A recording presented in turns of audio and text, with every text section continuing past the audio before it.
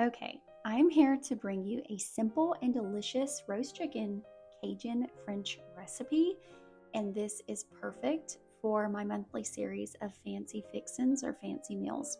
So buckle up, Buttercup, because I'm about to show you something that is going to blow your guest away. This recipe is full of flavor. It's tender, seasoned chicken. We're going to lay it on top of some carrots. That's what I am peeling right now. Some carrots, some red potatoes, some onions, and we're going to roast this in a hot oven until that skin becomes crispy and the meat is going to come out perfectly moist. No dry chicken here. It's the perfect main course for when you want to make an impression for a special Sunday lunch, but you need more of a hands-off approach because the oven is going to do all the work for you.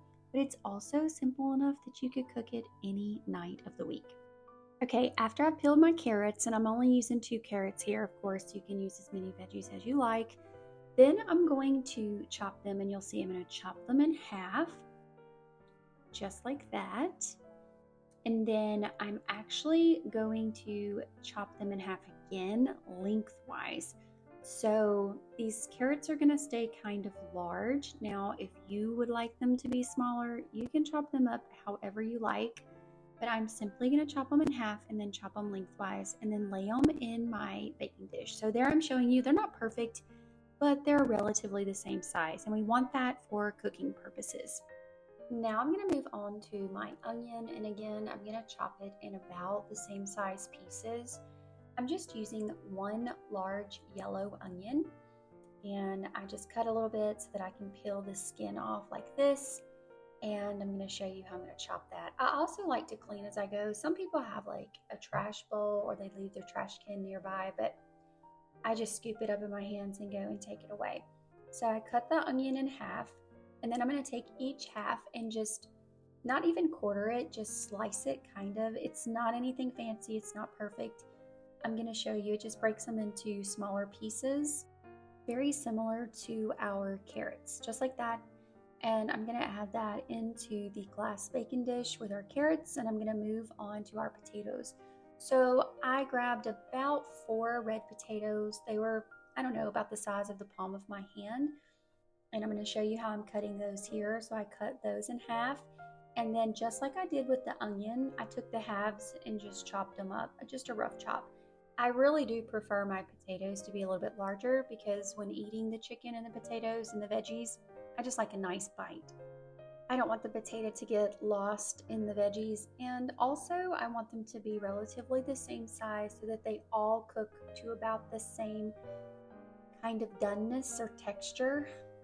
So once I'm finished with potatoes, of course, I'm going to add them in with my carrots and my onions, just give them a good little mix, get everything in there. And the next goal is to season the vegetables. I like to season my vegetables separately than my chicken because they are 2 different things.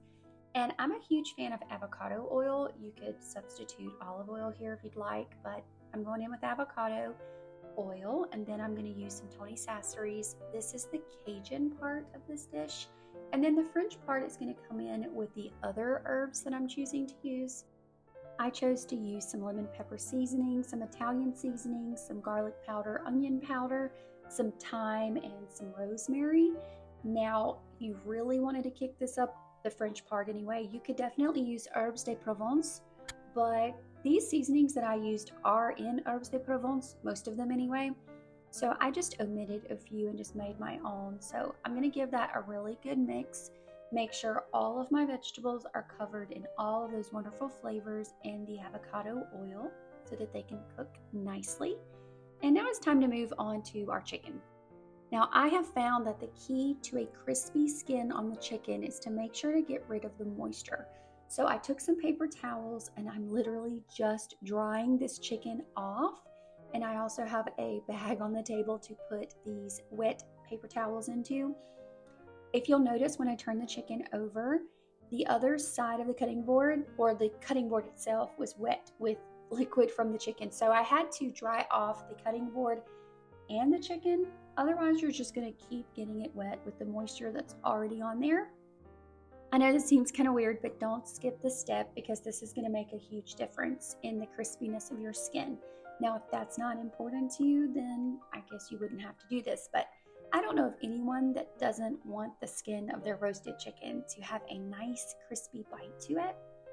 Now I'm going to take the same seasonings, but maybe a different amount. You can check out the recipe on the blog.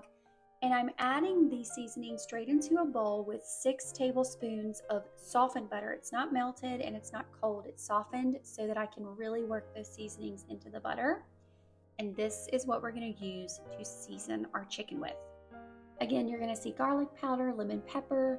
We have onion powder, some Tony, some rosemary, some thyme, and some Italian seasoning, which of course includes some basil and other things. And I'm going to give that a really good mix with my fingers. Here it is. I know it doesn't look appetizing, but you guys, that is full of flavor. Now, the key to getting your chicken super flavorful is to not just season it on the outside. So what I'm doing here is kind of weird, but I want to talk you through it. I want to separate the skin of the chicken from the flesh. So I literally took my hand and went in between the skin, and it pulls off. It pulls away from the flesh so easily. Then we have this pocket. We have this place where we can season the meat of the chicken. So the seasonings are going to go a lot deeper than just the skin.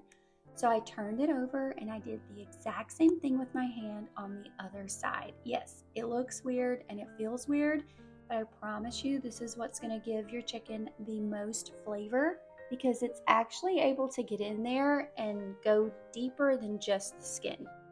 Once I have the skin and the flesh separated, I'm going to take that seasoned herb butter and I'm just going to rub it all over the chicken underneath. So I'm going to use most of it, but I'm only going to save a little bit for the outside of the chicken.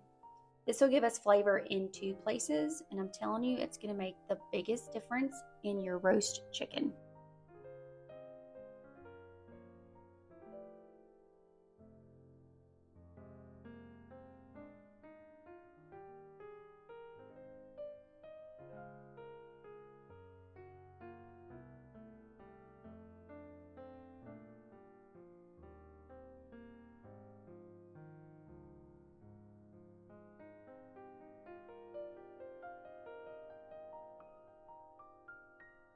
Once I've got the chicken completely seasoned, I'm just going to place it on top of my vegetables in my glass baking dish. And I like to tuck the wings underneath because they're very thin and sometimes they can burn when you're roasting something for that long. So I just tuck them underneath like that.